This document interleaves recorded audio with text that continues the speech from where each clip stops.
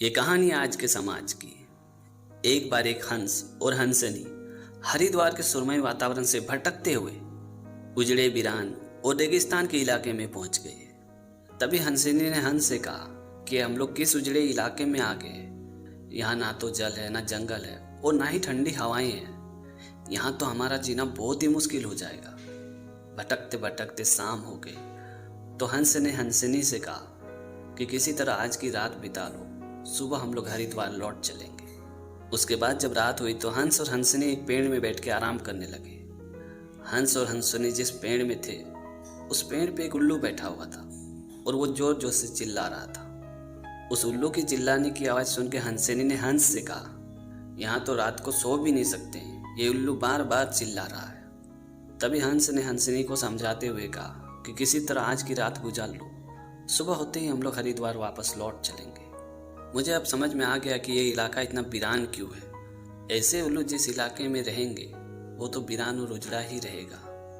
पेड़ में बैठा उल्लू दोनों की बातें को गौर से सुन रहा था। सुबह हुई, उल्लू नीचे आया और उसने कहा कि हंस भाई, मेरी वजह से आपको रात में बहुत ही तकलीफ हुई है, मुझे माफ़ कर दो। तभी हंस ने मुस्कुराते हुए कहा कि कोई बात नहीं भैया, ये तो आपकी आदत है। और ये बोल के हंस अपने हंसनी को लेके वहाँ से जाने लगा। तभी उल्लू जोर जोर से चिल्लाने लगा कि अरे हंस, मेरी पत्नी को लेकर यहाँ से जा रहा है, कोई तो मेरी मदद करो।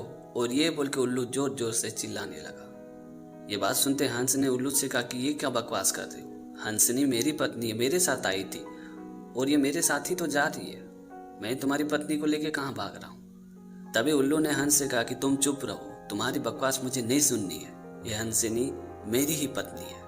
और इसी बात को लेकर हंस और उल्लू में बहुत ही बड़ा विवाद खड़ा हो गया। पूरे इलाके के पशु पक्षी वहाँ इकट्ठा हो गए। जब सभी से ये मामला नहीं सुलझा तो सभी ने मिलकर एक पंचायत बुलाई। जब पंचायत वालों ने उल्लू और हंस से पूछा कि आखिर किस बात का विवाद है, तुम लोग दोनों क्यों लड़ रहे हो, तभी सभी पशु पंछियों ने पंचायत वालों से कहा कि इस उल्लू का कहना है कि हंसनी इसकी पत्नी है और इस हंस का कहना है कि हंसनी इसकी पत्नी है।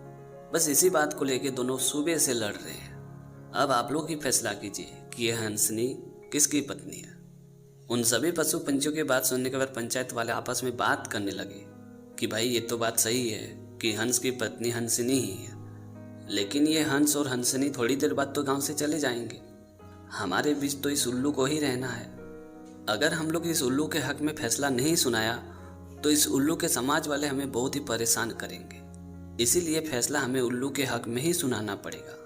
उसके बाद पंचायत वालों ने अपना फैसला सुनाया और कहा कि सारे तथ्यों और सबूतों को जांच करने के बाद पंचायत इस नतीजे पर पहुंची है कि हंसनी उल्लू की ही पत्नी है और हंस को तत्काल गांव छोड़ने का हुक्म दिया जाता है।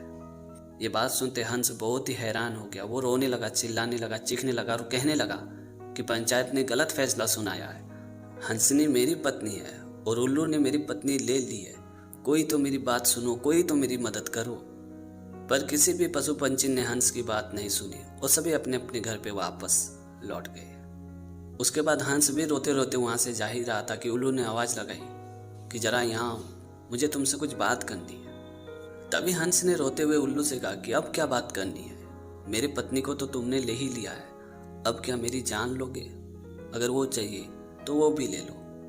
तभी उल्लू ने मुस्कुराते हुए कहा कि नहीं नहीं, मैं तुम्हारी जान नहीं ले सकता हूँ, तुम तो मेरे मित्र हो, ये हंसनी आपकी पत्नी थी और हमेशा रहेगी। दरअसल बात यह थी कि कल रात को जब मैं चिल्ला रहा था तो आपने अपनी पत्नी से कहा था कि ये इलाका उजड़ा और वीरान इसलिए है क्योंकि यहाँ उल्लू रहता है।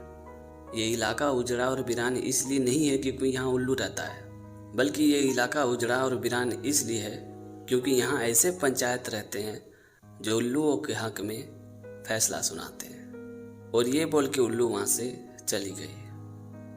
छोटी सी कहानी हमें साफ साफ मैसेज दे रही कि सच को कभी कभी झूठ के सामने झुकना ही पड़ता है, क्योंकि आज के दौर में सच से ज़्यादा झूठों की संख्या है और जिसकी ज़्यादा संख्या है फैसला भी उसी के पक्ष में जाता है। जो आज के डेट में यही हाल हमारे समाज का है। तो दोस्तों, आज की कहानी आपको कैसी लगी कमेंट करके ज़रूर बताना। और अगर आपने हमारे चैनल को अभी तक सब्सक्राइब नहीं किया तो प्लीज़ यार चैनल को सब्सक्राइब कर देना, क्योंकि इस तरह का कंटेंट मैं हमेशा अपने चैनल पे लाते रहता हूँ।